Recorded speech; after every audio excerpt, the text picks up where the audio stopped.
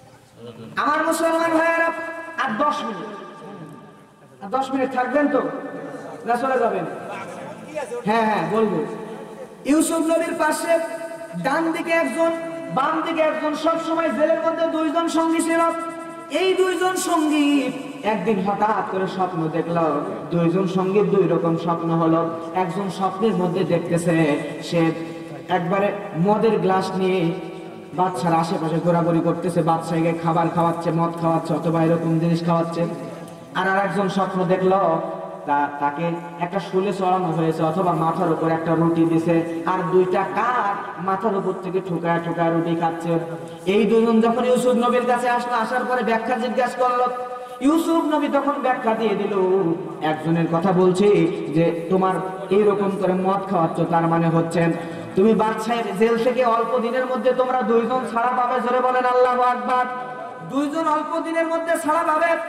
একজন কি করবে? একজন ছাড়া পাওয়ার পরে বাচ্চার অতি কাছের লোক হয়ে যাবে, বাচ্চাকে খাবার খাওয়ানোর দায়িত্ব পাবে। আর আরেকজন বের হওয়ার পরে তাকে শুলে চড়ানো হবে, আর মগজটাকে বের করে ফেললে সেইটা পাখিতে ঠোকায় ঠোকায় শিল চোখ শকুনে খাবে। জোরে বলেন আল্লাহু আকবার। 2 জনকে স্বপ্নের ব্যাখ্যা বলার পরে ইউসুফ নবী যে ব্যক্তি বেঁচে থাকবে, বাচ্চার কাছের লোক হবে, তাকে শিখিয়ে দিয়েছে তুমি যখন জেলের মধ্যে থেকে বের হবা তখন বাচ্চার কাছে তুমি আমার কথাটা বলবা।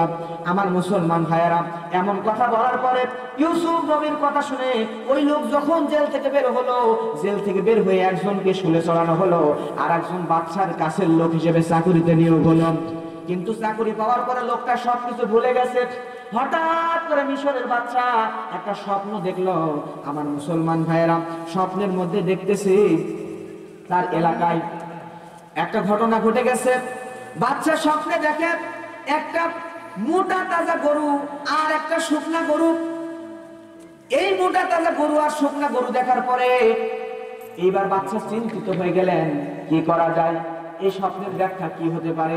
একজন আরেকজনকে খেয়ে ফেলতেছে। শুকনা গরুটা মোটা তাজা গরুকে মনে করেন গিলে ফেলতেছে, এমন কিছু একটা স্বপ্ন দেখে বাচ্চা চিন্তায় পড়ে গেল। তিনি বলতেছে, কে পারবে এই স্বপ্নের ব্যাখ্যা? কেউ কি জানে নাকি? তখন বাচ্চার ওই খাস লোক সে বুঝতে পারলো এই বাচ্চার স্বপ্নের ব্যাখ্যা তো ইউসুফই দিতে পারবে। জোরে বলেন আল্লাহু আকবার। আমার মুসলমান ভাইয়েরা, ইউসুফ আলাইহিস সালাম যখন এমন ব্যাখ্যার কথা যখন জানতে পারলাম, ইউসুফ নবীকে তখন অফার করা হলো। ইউসুফ নবী তখন স্বপ্নের ব্যাখ্যাটা বলে দিলেন। বলে দেওয়ার পরে আমার মুসলমান ভাইয়েরা, ইউসুফ নবীকে তখন ওখান থেকে বাচ্চার কাছে নিয়ে আসা হলো। বাচ্চার কাছে নিয়ে আসার পরে বাচ্চা স্বপ্নের ব্যাখ্যা জানতে চাইলো। তখন ইউসুফ নবী বলল, এই দেশে 2টা জিনিস দেখা দিবে।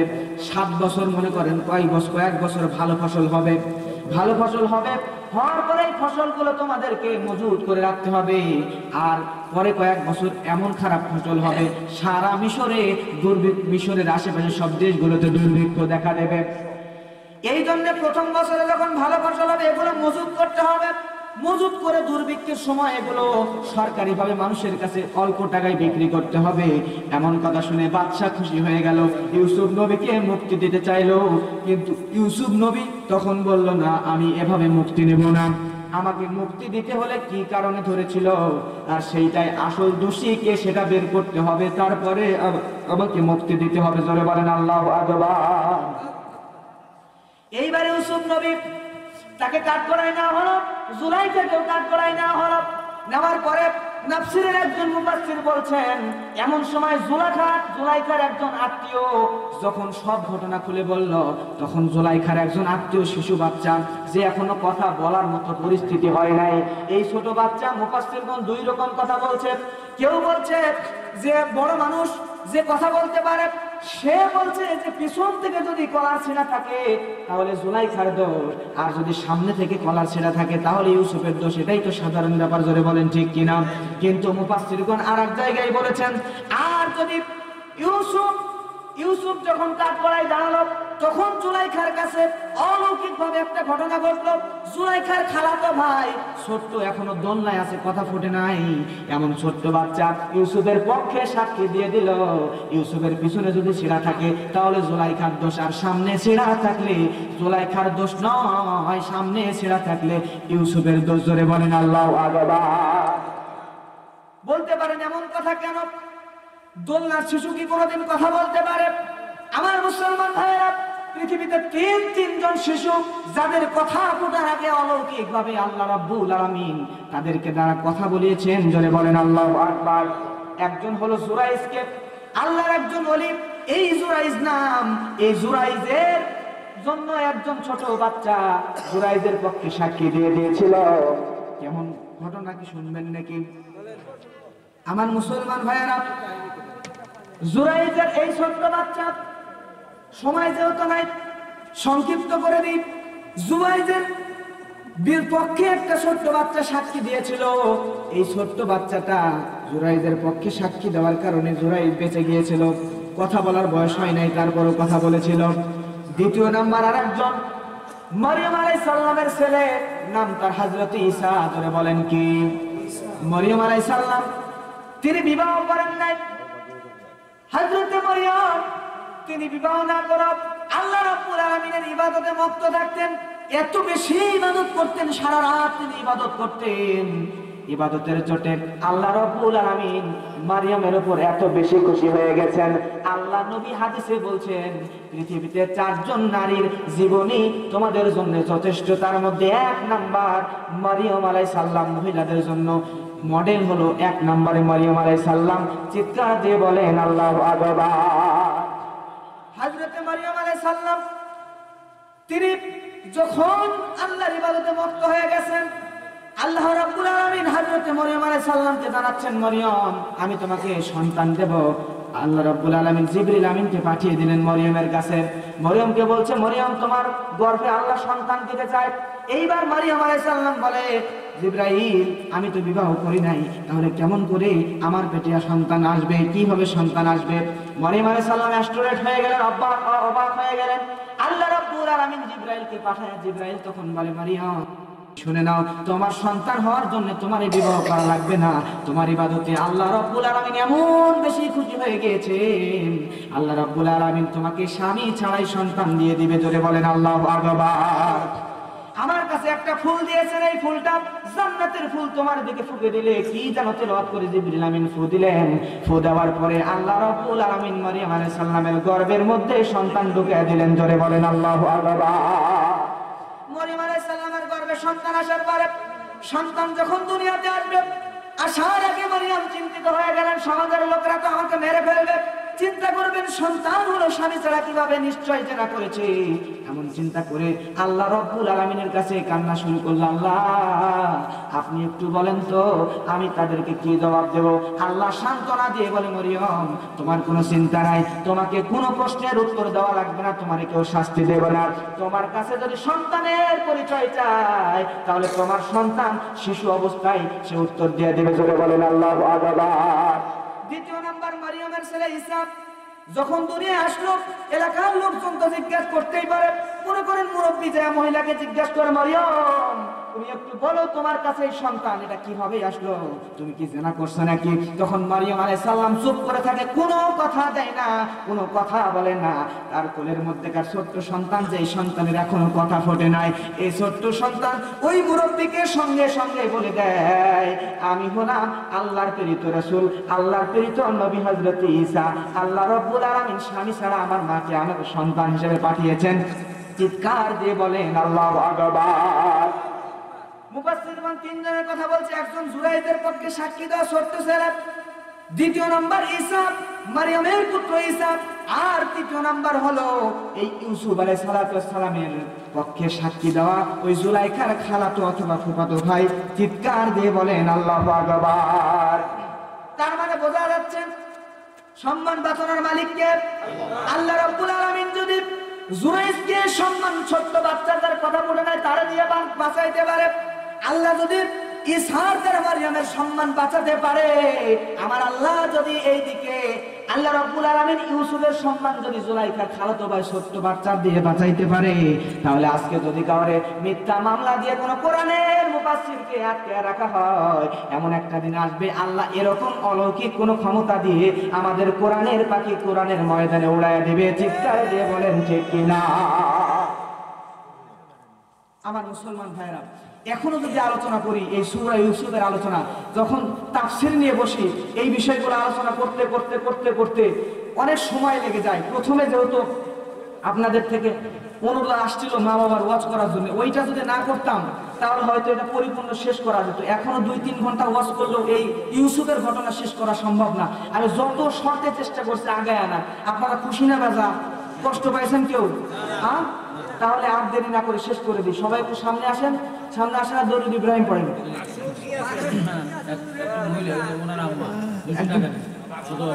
আমাদের এক মুরব্বী না, মুরব্বীর আম্মা 200 টাকা দান করছে। লিল্লাহি তাকবীর।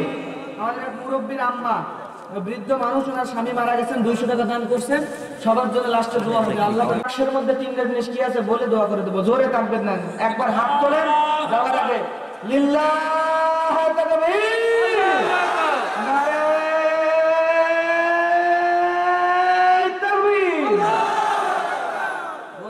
আপনারা থাকবেন। আচ্ছা ঠিক আছে, এখন আসেন আমার মুসলমান ভাইরা।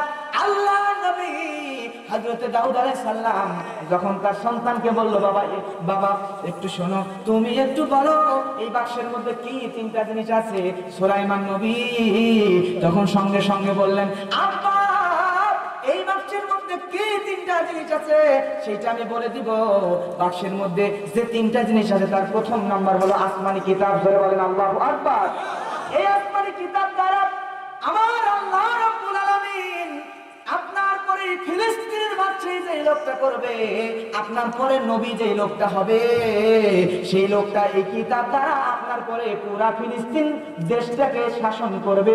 এই কিতাবের মধ্যে যা যা আছে এগুলো দিয়েই রাষ্ট্র পরিচালনা করবে। চিৎকার দিয়ে বলেন আল্লাহু আকবার।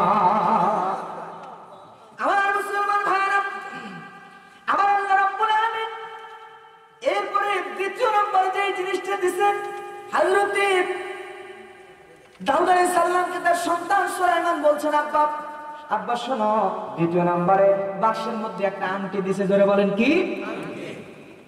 একটা ক্ষমতা সম্পন্ন একটা আংটি দিছে। আপনার পরে যে লোকটা ফিলিস্তিনের বাদশাহী করবে, আপনার পরে যে লোকটা নবী হবে, আমার আল্লাহ রাব্বুল আলামিন ওই লোকটাকে উপহার স্বরূপ আংটি দান করেছেন। চিৎকার দিয়ে বলেন আল্লাহু আকবার। আমার মুসলমান ভাইরা, 3 নম্বরে আমার আল্লাহ রাব্বুল আলামিন একটা ক্ষমতা সম্পন্ন চাবুক ঢুকায়া দিছে। বাক্সের মধ্যে কি দিছে? চাবুক দিছে। চাবুক পর্যন্ত আপনারা, চাবুক দিয়ে মানুষকে পিটানো যায়, কথা বলেন ঠিক কিনা? আমার মুসলমান ভাইরা, শুধু এমনি চাবুক না, এমন পাওয়ারফুল একটা চাবুক আল্লাহ দিয়া দিছে যে চাবুক দিয়ে মানুষের কাছে যে আমার লাগবে না। এই যে চাবুক ওই এলাকার মধ্যে বলছে, আব্বা আপনার পরে যে লোকটা ফিলিস্তিনের বাচ্চা হবে, নবী হবে, ওই লোকটা যত দূর এলাকা শাসন করবে, এই এলাকা যত দূর পর্যন্ত শাসন করবে, এই এরিয়ার মধ্যে যদি কোনো মানুষ অন্যায় করে, যদি কোনো জিন অন্যায় করে, তাহলে ওই মানুষের কাছে যে তার এই চাবুক দিয়ে বাড়ি দিয়ে শাস্তি দেওয়া লাগবে না। এই ক্ষমতা সম্পূর্ণ চাবুক অটোমেটিক ওই এলাকার মধ্যে গিয়ে যেই অন্যায় করবে তাকেই মার শুরু করবে। চিৎকার দিয়ে বলেন আল্লাহু আকবার। এই 3টা জিনিস ওই বাক্সের মধ্যে ছিল। আপনারা খুশি না বাজার? যারা হয়েছেন খুশি মুখে নিয়ে হাসি উঁচু করে আল্লাহ চিৎকার দিয়ে আরেকবার বলেন সুবহানাল্লাহ। যাওয়ার আগে আরেকটা বিষয়, আমি ওয়াজ মাহফিলের ফাঁকে ফাঁকে ছোট্ট একটা বই লিখেছি, ভালো মানুষ হওয়ার উপায়। বইটার হাদিয়া দেওয়া আছে 25 টাকা, ভাঙতে না দিলে 30 টাকা দেবেন। বুঝতে পারছেন? কারণ এই 5 টাকা আমি খাবো না, এই টাকা দিয়ে আবার নতুন করে বই ছাপানো হবে। বই ছাপিয়ে সেই বই সৎকে জারি